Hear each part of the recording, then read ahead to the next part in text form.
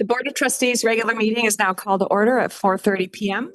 We welcome members of the public. Instructions on making public comment are posted in item 1 on the agenda. We will ask at each action item if there is public comment. Armando, can you please do roll call? Student trustee Dizon? Here. Trustee Baker? Here. Trustee Dodd? Trustee Kishnev? Here. Trustee Iverson? Here. Trustee DeLuna? Here. Trustee Rios? Here. Trustee Olson? Here. Thank you. Let's see. Raphael, would you please lead us in the Pledge of Allegiance?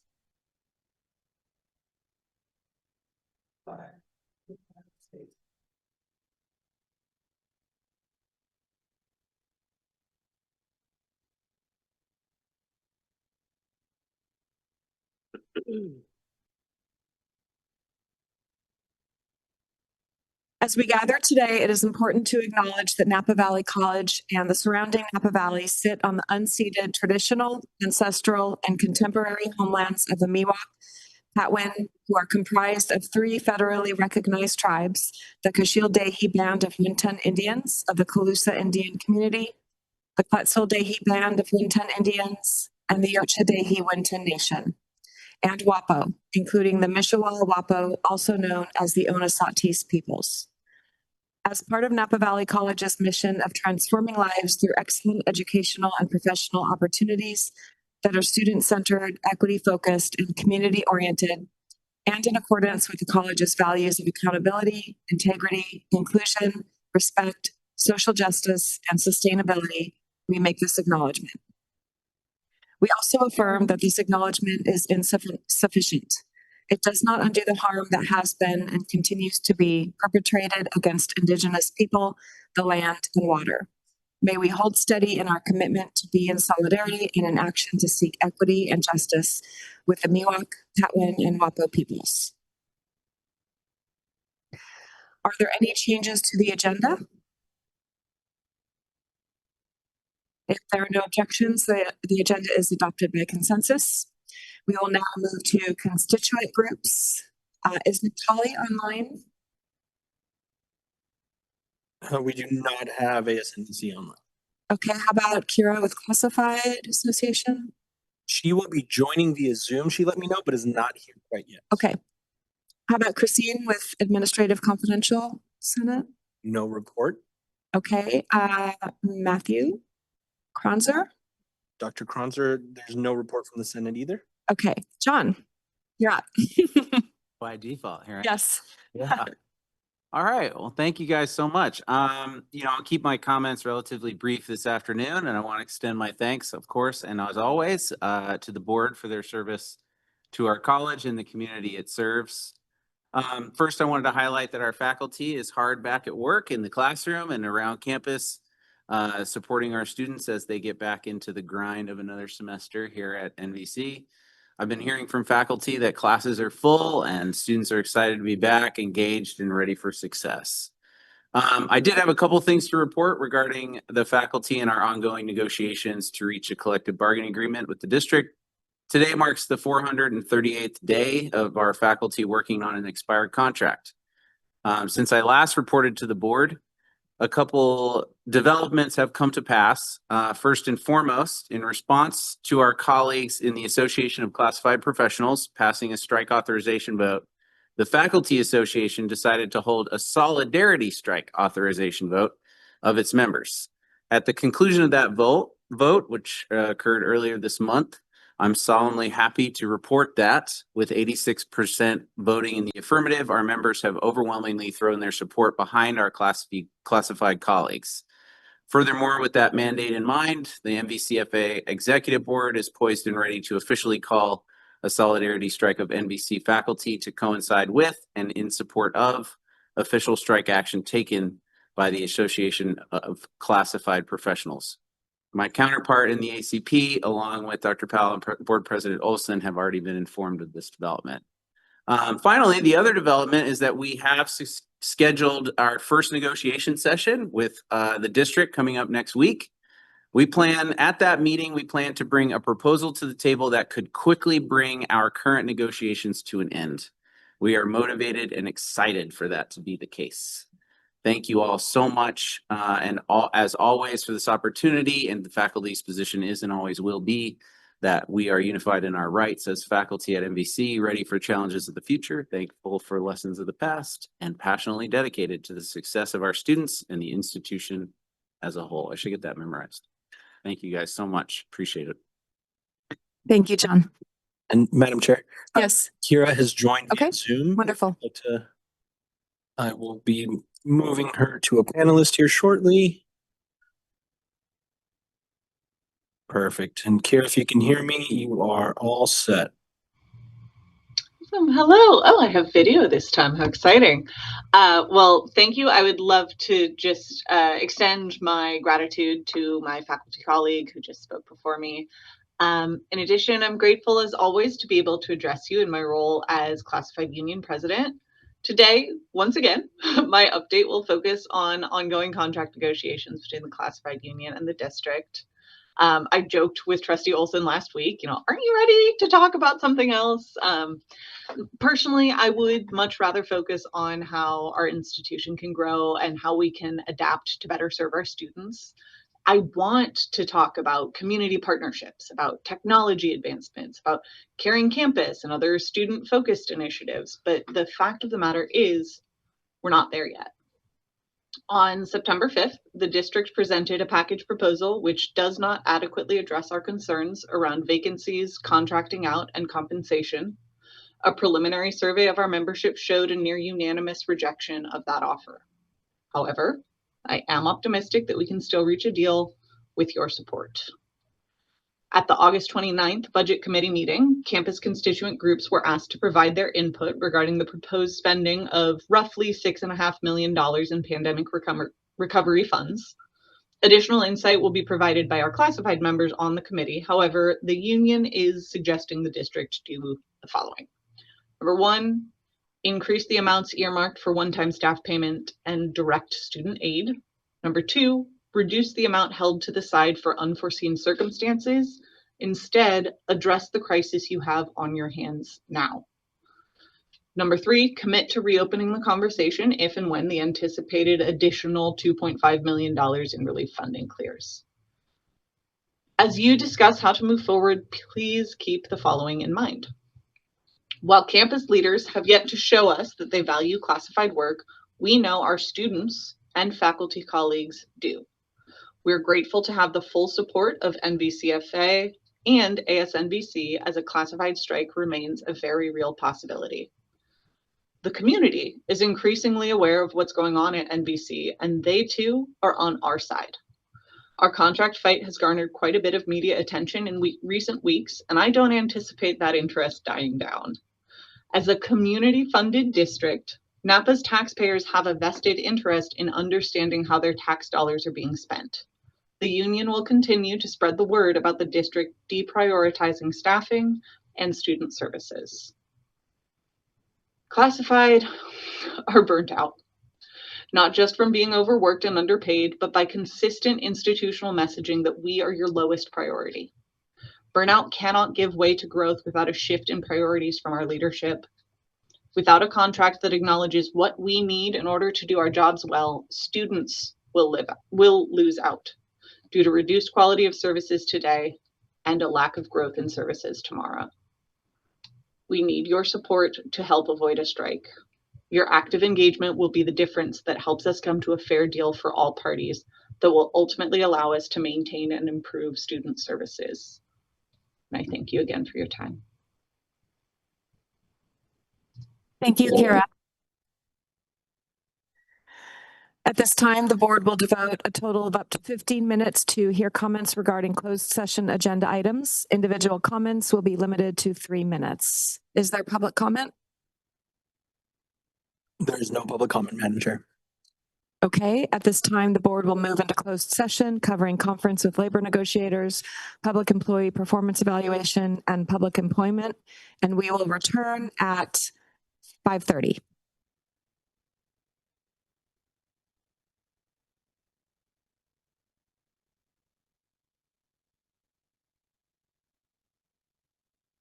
Thank you.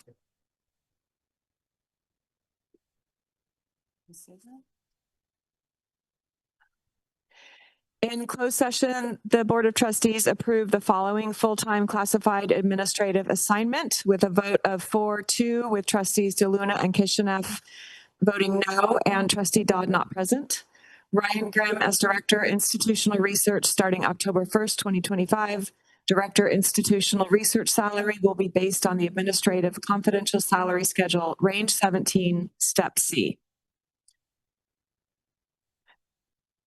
We are now to public comment. This public comment opportunity is governed by the California Brown Act. The board is not able to engage in any level of conversation or discussion, but we look forward to this opportunity to gather community input. At this time, the board will devote up to 15 minutes to review comments to the Board of Trustees regarding any subject not appearing as an agenda item for this meeting, but over which the board has jurisdiction. Each comment shall last no longer than 3 minutes. Armando, is there public comment? There's no public comment, Madam Chair. Thank you. We'll now move to item 8.1, action item approval of consent calendar. Is there public? President Olson, for the record, I would love to I'm no longer absent. I'm in my chair. Trustee Dodd is now present at the meeting starting what, 5:32? Thank you. Is there public comment on the consent calendar? No public comment. May I have a motion? Move approval. Trustee Baker made a motion to approve consent calendar. Trustee DeLuna seconded. All those in favor? Aye. Any opposed? Motion passes. Moving down to information item 12.1, NVC International Students Program. Dr. Mora. Yes, good evening, everyone. I am very happy to present some updates and information about our International Students Program, following up on some of the information we shared at the January board retreat. So if we could go to the first slide.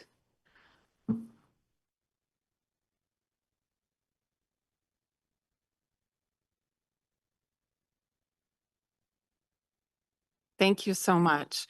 So our numbers are still very small, but we are growing. And that's a really important point because as you'll see in an upcoming slide, that is not the case for most colleges and universities in the United States right now. So in fall of 2024, we had 20 international students. In spring 21, we now have 24. It's a 20% increase in 1 year. And you can see a little bit of information about where our students are coming from. So this fall 2025, we have students from 13 different countries. 18 of them are continuing and 6 are new for this semester, the first time here. And comparing that to the spring semester, you can see we're expanding from 11 countries to 13. And we have both continuing and new there as well. In fall of 2024, we had 13 different countries. And if we can go to the next slide. So this slide shows where our students are coming from, and you can see the range from all over the globe. The largest number of students are from Japan, followed by the Philippines. And you can see a smattering of folks from various other countries from A to V. If we can go to the next slide. So the national context, and this is information from the U.S. International Trade Administration, is that this is really different from what's happening at other institutions. So you can see the comparison on the left is the NVC numbers with our small increase. And on the right is the decline in the total international student visas that have been approved for this year. And you can see that decline is quite significant. And going to the next slide. One of the primary ways we plan to continue expanding our international student program is through agency partnerships. So we have developed 4 recruitment agency agreements that are in place now, and that will be for recruitment for fall of 2026. So far, we have not had any agency partnerships. So this is a significant transition in how we're going to get the word out to students. And basically those agents are working in country. So they're not here in the United States, they're in the countries that we are wishing to have a relationship with. And then they have all of our information and they're talking to students directly and telling them about the opportunities at Napa Valley College. So we anticipate that through these agency partnerships, our fall 2026 numbers will continue to climb. We also have 3 additional partnerships that we're exploring, so we'll see if we're able to close on those. And again, this is for fall 2026 admissions. It takes about a year from start to finish once students start expressing interest to collect all of the documentation, to process their paperwork, help them through the visa process. And then, of course, they need to get the requisite appointments to have their approvals. One thing that you may have seen in some of the media is that there's a change in how student visas are reviewed. So now all social media accounts are reviewed before a visa is issued, and that has both created delays and posed challenges for some students getting approvals. So those are things that we recognize and are working toward assisting students in navigating those processes. And if we can go to the next slide, please.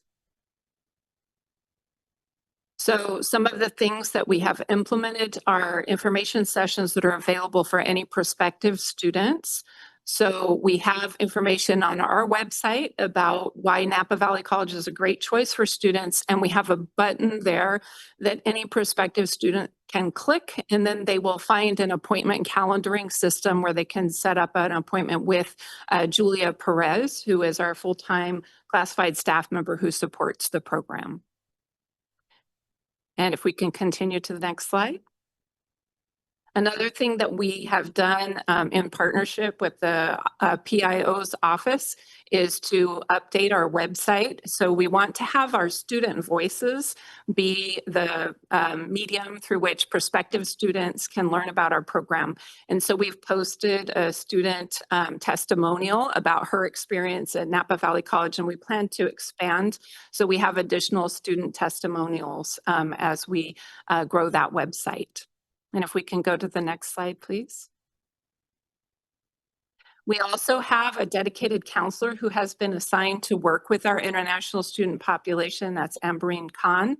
So Dr. Ryan Smith and Dr. Guerrero have approved this person to support. She's a part-time counselor, has really extensive experience working with many, many different student populations, but she herself was an international student and is really passionate about supporting our international students. And she's been fantastic at helping them through everything from developing an ed plan to making sure they're in the right distribution of courses, since the visa requirements do require primarily in-person classes for our international population. And going to the next slide, please. So I'm happy to entertain any questions if you have them. I had a quick question just about the recruitment agencies. I assume we have a contract with them. Do we pay them, or how do they get paid? Yes, so they only get paid if a student is recruited here and has paid for their fall semester tuition and has completed past the withdrawal date. So they get paid $1,000 per student who completes that cycle. If they don't recruit anyone for us who doesn't enroll, we don't pay anything. Another question, do we have a goal for fall 2026 of how many international students we'd like to enroll? Well, certainly we'd like to be above 30, but my wish is that we'd be above 50, but I think 30 is a reasonable goal considering our climate. Can we get a list of who the organizations we're partnering with are? Oh, certainly. Yes, Thank you. absolutely. Thank you. I think it's fantastic work. I appreciate hearing about it. So we don't actually have any recruitment efforts in Cote d'Ivoire or Colombia. That's just the organizations that we're partnering with.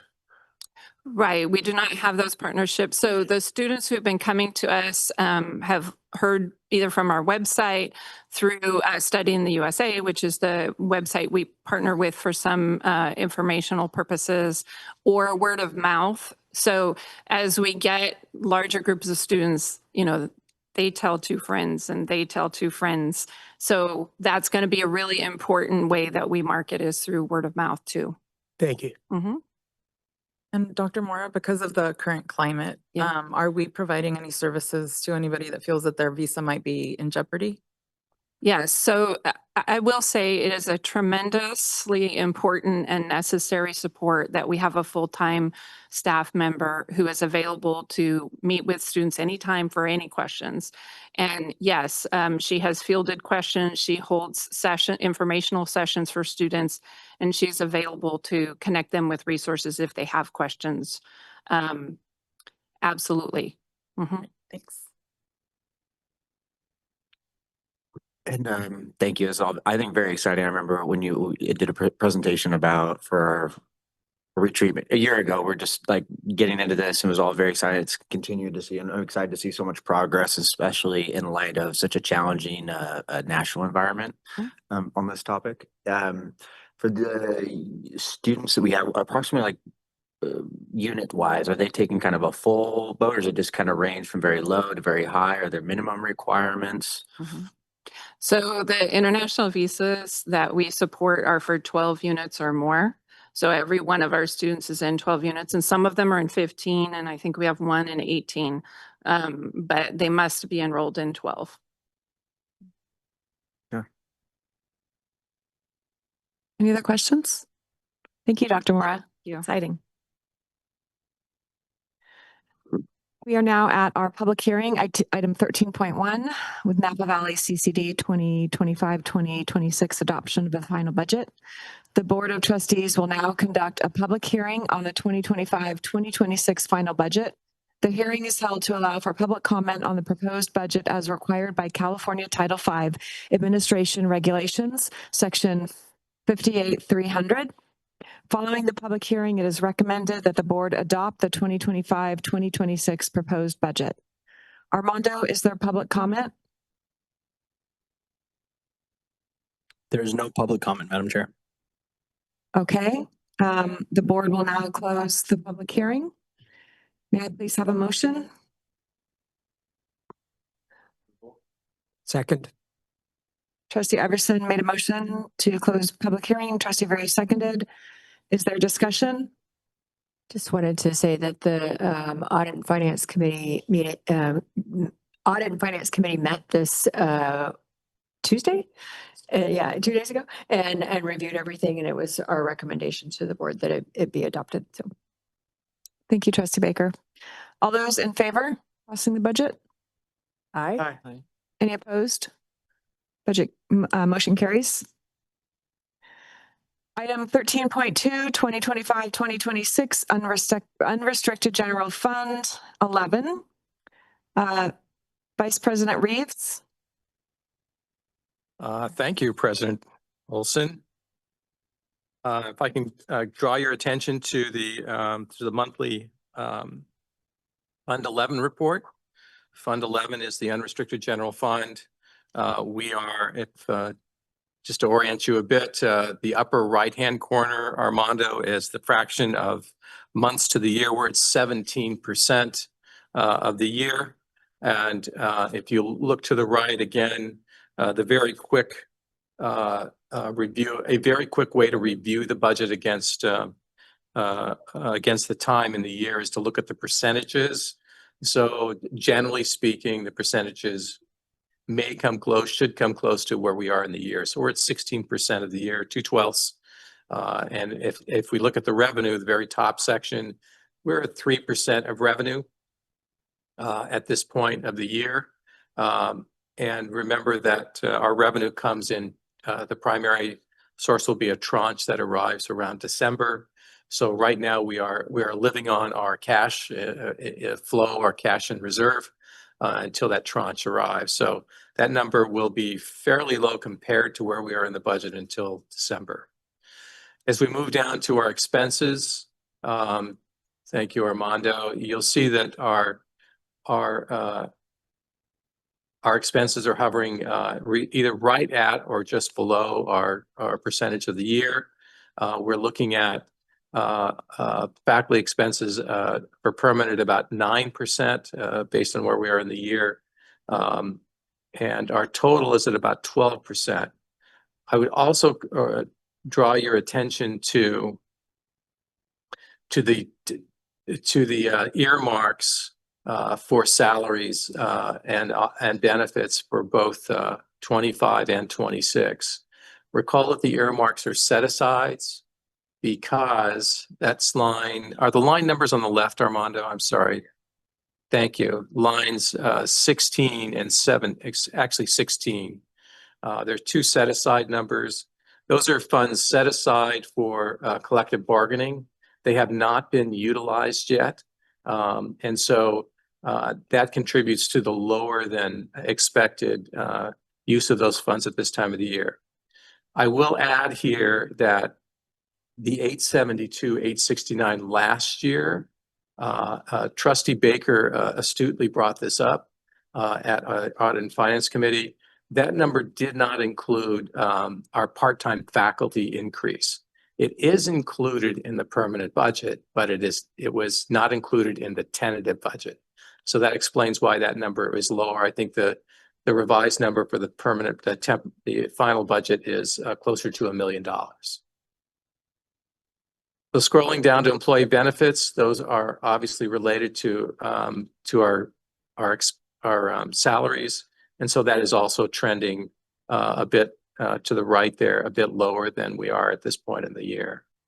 Books and supplies, we're at about 12%, and nothing really here that would cause any concern at this early part of the year. Typically in this part of the year, there's some spending in advance as the school year begins. And so you'll see some variances that are higher than the monthly, but typically they are early expenses against those budgets. Scrolling down. Thank you, Armando. Other operating expenses, total operating expenses, we're hovering over to the right at about 16%. So we're very close to where we should be in total operating expenses at this point of the year. And our total expenditures are 12% of the budget. We're hovering about $2.3 million under budget based on where we should be this year. And again, a good part of that is because those salaries that were earmarked have not been spent yet.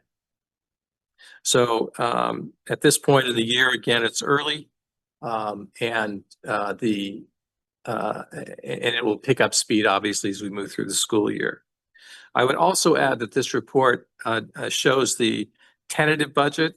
Until tonight, the permanent budget, the final budget has not been adopted, was adopted tonight. So that column will be replaced with the permanent budget number, permanent column, and it will reflect what you agreed, approved this evening against our expenditures. So with that, I would certainly open it up to any questions.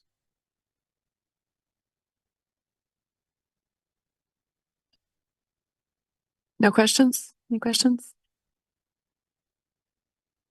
All right. Thank you, Vice President Reeves.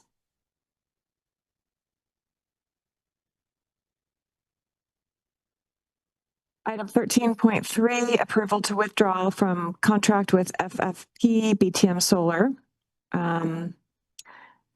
This is an action item. Is there public comment? There's no public comment. May I have a motion? Move approval. Trustee Baker made a motion. I'll second. And Trustee Kishinev seconded. Is there discussion? All those in favor? Aye. Any opposed? Motion carries. President and Cabinet reports.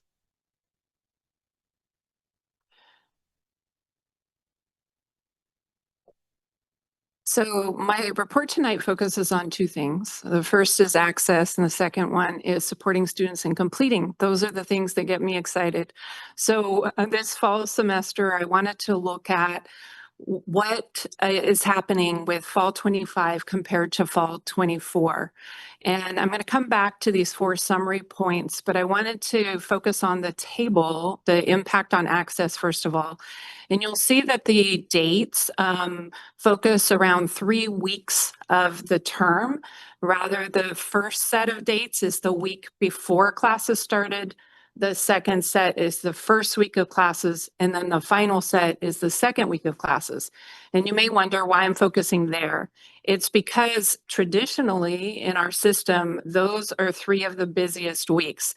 The week before classes start, a lot of students who weren't sure, am I going to go back to school?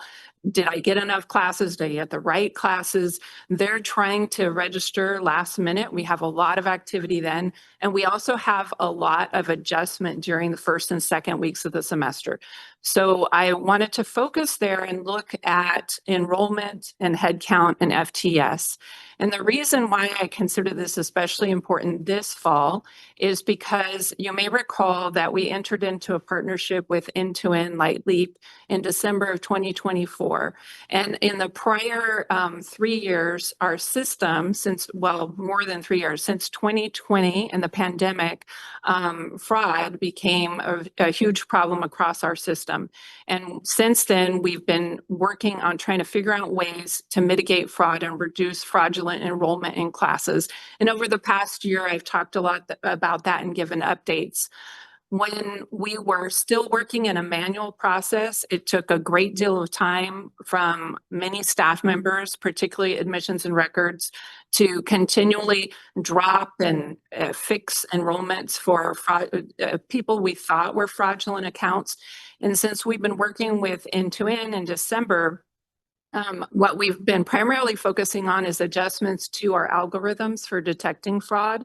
And we believe that we have that dialed in pretty well now. And of course, we have to continue to adjust because the fraudulent actors continue to adjust.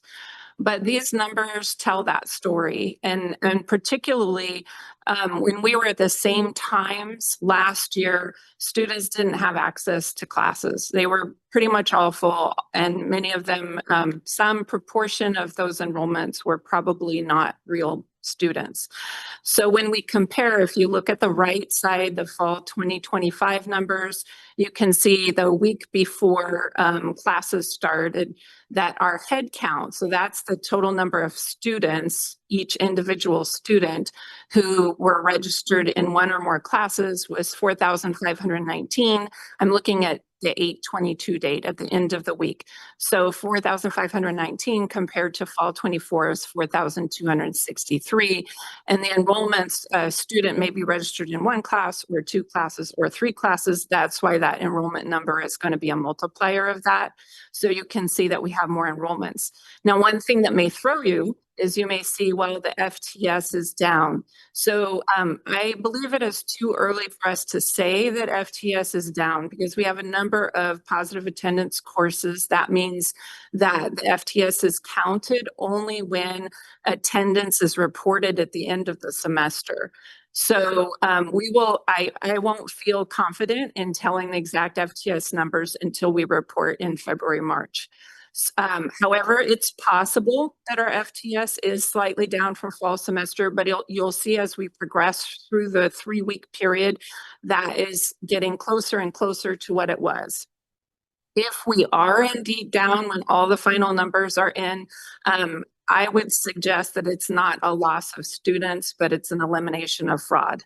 So if we continue down through the second week, that would be the first week of the semester. So if we can look at the 8/29 date, you can see that from week to week, the numbers keep growing as we would expect them to.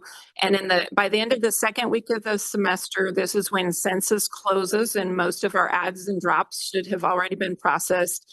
We're at 5,095 students compared to 4,703 students in fall of 2020. 2024 for the same period. And when I prepared this report, of course, I couldn't include today because I had to submit this, but today we have 5,161 students. So we've increased a little bit over there. So this portion focuses on access. The most important thing for me is that more students have been able to get into our classes. And the other pattern, the reason why I'm placing this day by day is to show the difference between each day. On average, in fall 24, during the same 3-week period, 47 students per day were added into our system. In fall of 2025, 60 students per day were added. So every day we had a larger number of students who are coming in.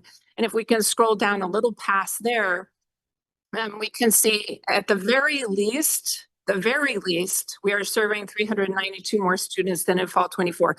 But that number, I believe, is markedly wrong because some degree of quote unquote students last fall were not real students. So I think that number is much higher. I said access is really important, but also the ability of students to complete in a timely manner, so critical. I highlight this example of a ghost student enrollment. So somebody that we did validate as not a real student. What were they registering in? Which spots were they taking up on our schedule? You'll look at all of these classes: geography, health occupations, the 2 history classes, political science and psychology. Every one of those classes is a general education course that all of our students need if they have a goal of a degree. So when the GO students were taking up spaces in GE courses, they were preventing other students from moving further toward their educational goal. So this, I think, is, for me, the most important part of our effort is to make sure classes are more available to students so they can continue moving forward. So I want to go back up top. I'm going out of order. Thank you, Armando, for following me. I appreciate it. Some of the major themes that I see is, most importantly, real students have greater access to courses. We still have some late start classes that are available. It's a small number, but if we have students coming in, even at this late date, we don't have to say, I'm sorry, all of our classes are full. We can register them in at least 2 courses, and so they can get started and then be early in registering in spring and fill a whole load. As I mentioned, it looks right now like our FTS is lower. I think that might not be true yet. So we need to wait to make sure if that's real. If it is, it's a very small differential. We are still on track for our stated goal of being within 200 FTS plus or minus of a 3,400 FTS target. So that I feel very confident about. If we scroll now back down to the very bottom, I just summarized there some of the caveats that we won't know the final FTS numbers until after positive attendance is reported and we have that final FTS count. So I'm really excited that we are protecting access and ability to complete for our students. It makes me happy. Thank you.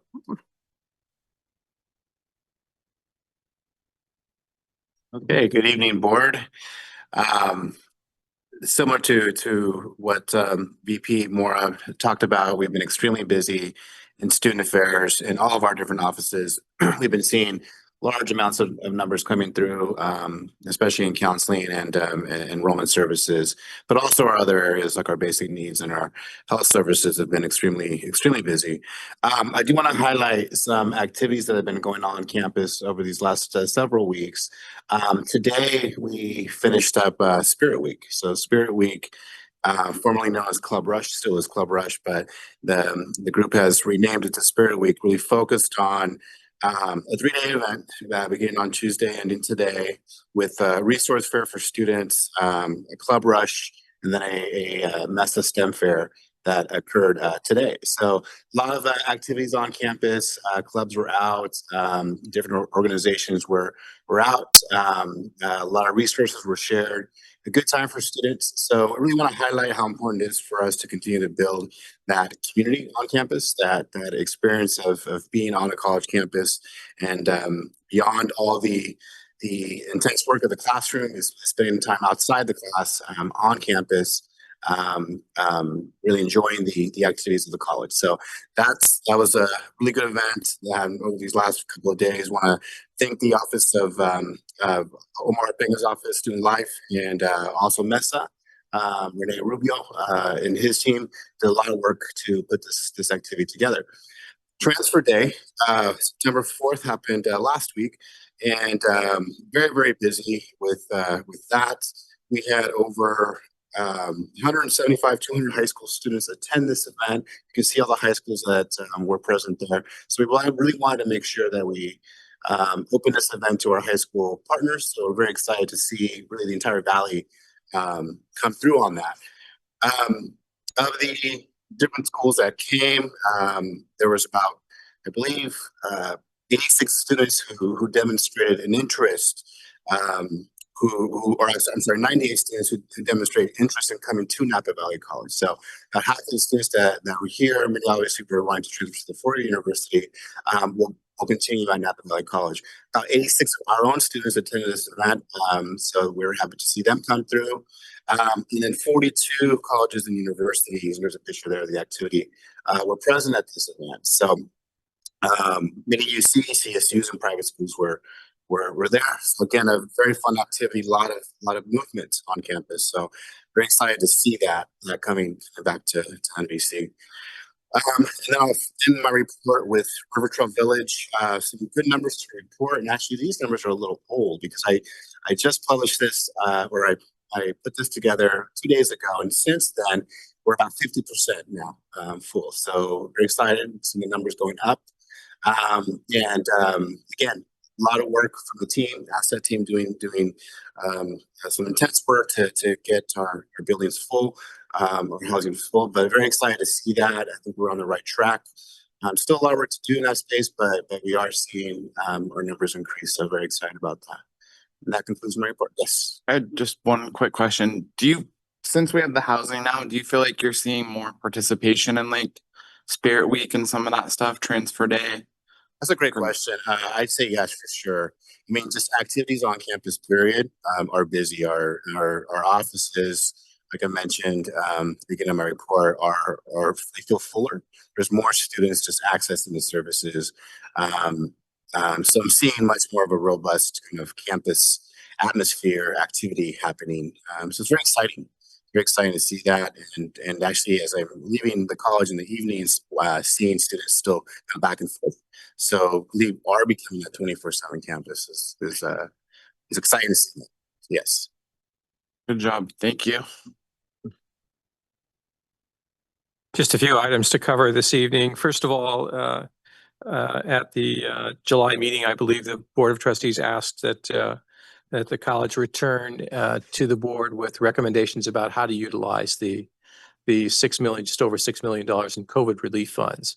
I'll share with you that has been presented to the district budget committee for circulation among their constituent groups. We anticipate additional conversation on that tomorrow, and present some recommendations to the superintendent president and then on to the board at a future date. I will share with you that the $6 million is not included in the operating budget that you just adopted. So those considerations will be included likely in an updated budget presentation to the board at a future date.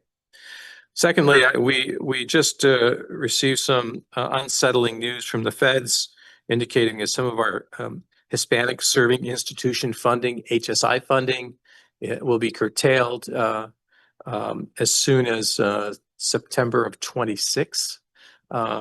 So we are looking immediately to how we address the immediate need. But more extensively, we need to look organizationally, institutionally at these declines in funding provided not only by the states, but some reduced funding, categorical funding from the state and federal sources. So just an update, we had a meeting this morning to begin that conversation. We have continuing meetings tomorrow with cabinet to continue that conversation. It is a big issue for us and other institutions across the country. that we need to come to terms with and come to some decisions about how we're going to respond to serving students and delivering for the outcomes that we're seeking. So with that, I will conclude my report. Good evening, board. September is Student Parent Month, and as I previously announced a couple of board meetings ago, Napa Valley College has been selected to join the Empowering Single Mothers and Parenting Students Community of Practice. We kicked off our sessions this morning, and I have to tell you, it was really good. It was time well spent as we heard from student parents and what their particular needs are. Some of the student parents that we listened to spoke of creating spaces, perhaps in a library where they can actually study and have spaces for their children. Some of the other commentary was looking at how we provide priority registration for students with children so that they can plan better for childcare. We also talked about housing and other resources, and spent time as our groups for our individual organizations on what do we already have on our campus and how we can improve the resources that we have. We'll continue to work in this area to provide additional support and also provide recommendations and leverage what we already have for our student parents here at Napa Valley College. Want to just bring to everyone's attention that there is going to be a parent swap meet and resource fair that will be held on September the 30th from 11 a.m. to 1 p.m. There will be food, kids crafts, information, and free gently used children goods. I want to say that these goods and toys and books and such, those are not just coming out of the sky. We need donations. So if you have gently used clothing, toys, books, and care items, please make your donations to the Basic Needs Center. They are accepting donations until September the 25th. The Office of Title IX and Civil Rights are also working on other items, other activities such as free car seat program in coordination with First Five and the Basic Needs Center. Also working with First Five, they're planning to belonging through book events, and I will bring information as they continue to settle on the date. I want to take this time to thank our Civil Rights and Title IX manager, Kelly Thomason, who has been working very diligently, not just in the arena of Title IX, but also in collaboration across our campus to make these events happen. But more importantly, for what we met on today is support to our student parents, which 1 out of 5 of our student parents, according to the Institute of Women's Research, graduate with a BA degree. I think we can increase that number with additional resources. I also want to draw attention to the Section 4 training and development in my report.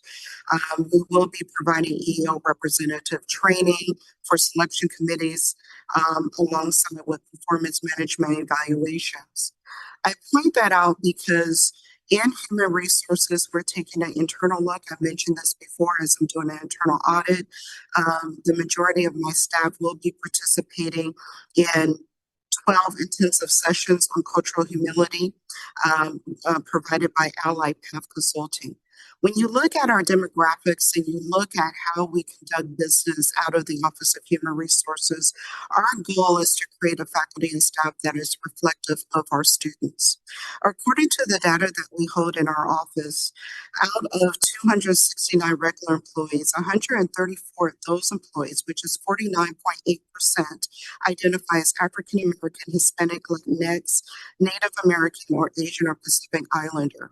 We continue to focus on creating a campus of faculty and staff that is reflective of our student base, and that work is diligent and progressive, and I'm very proud of the work that's coming out of my department. And with that, that concludes my report. Thank you. I would just like to add briefly to second the points that VP Reeves brought up with respect to our current budget situation and the loss of several funding streams, dedicated funding streams that have been providing significant relief to the district and capacity for us to conduct our work. The SSS TRIO funds, the HSI grant, a lower than anticipated property tax return for this year, and a cut in our state categorical funding are just four of the things that we are currently navigating as a district. I will say that the leadership team remains committed towards sound practices, sound financial fiscal practices to ensure that the district's reserves are strong and that we are committed to doing things that we as a district have the capacity to support, not just this year, next year, but in the years to come. And so I want to extend my thanks to both President's Cabinet and to this board for your continued support in us ensuring that we stay on the path towards fiscal solvency and responsible budgeting. So thank you. All right, thank you to all of you. We will now move to standing committee and other appointment reports. Trustee DeLuna, do you have a CCCT board report? No, we're meeting on the 19th and 20th. Okay, great. Next meeting. Great. Audit and Finance Committee, Trustee Baker, will you please report out? Yes, as I already mentioned, we met earlier this week, primarily to review the budget that we just formally adopted. The other two things that we talked about briefly was the audit that's going on, and we also got a sneak peek at the proposed use of the COVID relief funds. It's not a secret, you can look at it. But yeah, so it was a good meeting, but we spent most of it on the budget. So thank you, Trustee Baker. Trustee Iverson, do you have a DOS report? Trustee Rios, BWT? We did meet. I was kind of expecting Mr. Reeves to present a report as he usually does. So every time I come prepared and then he does this great report and there's nothing left for me to say. But he didn't today. But we did have a meeting, a lot of operational things. Of course, the grand opening that some of you went to that I missed. It's one of the exciting things. Another thing that I think is very exciting is the success of the Friday tastings and the discussions about expanding those and how much the community has become engaged because of those. You know, a lot of local winemakers and some of the winery owners, they're really getting engaged with that program. And I thought that's one of the very exciting things. And so I thought that was great. Other stuff, of course, the regular operational reports that aren't as exciting. Mr. Reeves, did I miss any other exciting things that? Okay, thank you. Thank you, Trustee Rios. Trustee Dodd, do you have a report on NVC Foundation? You want to share about the Storm Cup? Yeah, well, before I do that, just adding on to what Trustee Rios said about our wine spectator ribbon cutting, it was really an incredible event. And thanks to a lot of people for putting that on. I mean, especially our facilities team that did an incredible job. Foundation staff with Jessica Thomason leading the helm of that, and the support team there. Diana Messenger was incredible as well. I think nearly 300 people, I would say was about at least over 300 people RSVP'd. So I'd assume right around there. And certainly the number of seats represented that. It really was standing room only for just a diverse amount of people, I think, that were there. I think there was many old familiar faces of supporters, but there were so many new people that I talked to that had never been to the campus, had never been exposed to the campus. So again, I think I just congratulate all of our staff for making it happen and bringing all those new faces on campus. And most importantly, Wine Spectator, our major donor to the event, was very happy. Obviously that means a lot to maintain the great relationship we built. And I think everyone was very fired up too, that, we have the phase 2 is underway. And obviously for those that have been in the new facility, it's just absolutely beautiful. So I was really proud to show that off to all the people that were visiting. And then that was Monday before last. And then this past Monday, we had the Storm Cup, and it was also very fantastic. President Olson's significant other almost won. We were just questioning it. He really wanted to appreciate that. Had a whole family of 3 Olsons a part of the team. So Team Olson did incredibly well, and ultimately lost to our reigning champion, who's also comprised of 3 professional golfers on the team. I think no shame on the Team Olson's part, just losing by 1 to those guys. And again, we had a really diverse group of folks coming from actually not just the state of California, all around the country, flying in. So that was really exciting. I think we, in terms of gross dollars, I think we brought in about $60,000 near that. Money's still coming in on that. We have a few more people to check in with that said that they were going to commit some money towards the event and towards our student, which is all going to our students are looking, housing and food insecure. So that's really exciting. I'm talking with Robin D'Arcangelo, who is a great help with the event and collecting all the raffle prizes. She's taken the lead in terms of how we're working with the foundation as well, in terms of how we're giving out those funds. But from the year before, we've given now, I think, $30,000 from basically the proceeds from last tournament's proceeds. So I think we're really excited that this money that we're raising this year will also go to next year's students too. So we have that money in the future. So, but yeah, thanks for everybody's support. And it was a great day. Thanks, Trustee Dodd. My husband's only wish was that he beat you. He told me. So I think he won. So no easy tasks. No. All right. Do we have any future agenda item requests? Okay, we'll move on to trustee and board chair reports. Student trustee Dizon. Hello. The beginning of the semester has been a very hectic and exciting time. I love being kept busy and spreading myself out across different groups on campus. I'm steadily adopting some good habits for this semester. Hopefully that keeps up, but largely a lot of my time has been community outreach within the campus and activities for the Mesa STEM Center, ASMBC, and the various clubs I'm a part of. As the president for DOCC on campus, we actually led a lot of club recruitment in classes. We reached out to different professors to go speak out and encourage people to take an active part in student life. In doing this, I also made sure I took the time to formally introduce myself to a lot of these classes as the student trustee and kind of explain to them what I can do as a part for them or as a student representative for them, making them known about what a student trustee is. And making myself available for them to reach out to. I've gotten a lot of emails about people complaining about parking permits personally, but that's been fun. ASMVC has been a good meeting for the year, and so we're excited to engage with the community through that avenue, and we have some big plans for that.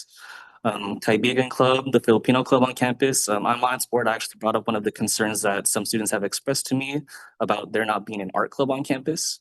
And so through the club, we're trying to plan an art showcase for students sometime in October. And so we hope to open showcase slots for students who want to show their art to the greater community. Hopefully that works out well. DOCC is gearing up for a pretty exciting first meeting. I think we've had easily over 100 students express interest in joining us. So hopefully we can fill the rooms at the Mesa STEM Center where we hold the meetings to its full capacity. Later this in October, we do plan on attending the UC Davis Pre-Health Conference, which we'll be bringing 25 students over to, which we always appreciate the funding through the Mesa STEM Center, and that'll be very exciting. I was also at the Wine Spectator Wine Education Center opening. It's pretty surreal to see my name on something for a project that is as large as that, which is very, very fun. maybe maybe I can swing by for some wine after my labs on Friday. We'll see. No. And of course, the end of Spirit Week this week at the STEM Fair, being able to table and be a part of the greater community, being able to perform a fetal pig dissection for our students live is pretty crazy. But otherwise, the beginning of the semester has been very fun, and I look forward to the next month. Thank you, Trustee Desan. Trustee Kishinev? I have no report. Thank you. Trustee DeLuna? Trustee Baker? Just want to quickly note a couple of things. First of all, it is National Library Card Sign Up Month. If you don't already have a library card, go get one. If you do, go use it. Also, before we meet again next, it will be Banned Books Week. So censorship is on the rise in this country. So pay attention, read those banned books. And then also the last thing I wanted to share was when I was leaving the Wine Education Center opening, my car wouldn't start. And so I popped the hood up, and within like 10 seconds, one of the PD guys came by and helped. So that was kind of awesome. So. Thank you. Trustee Dodd?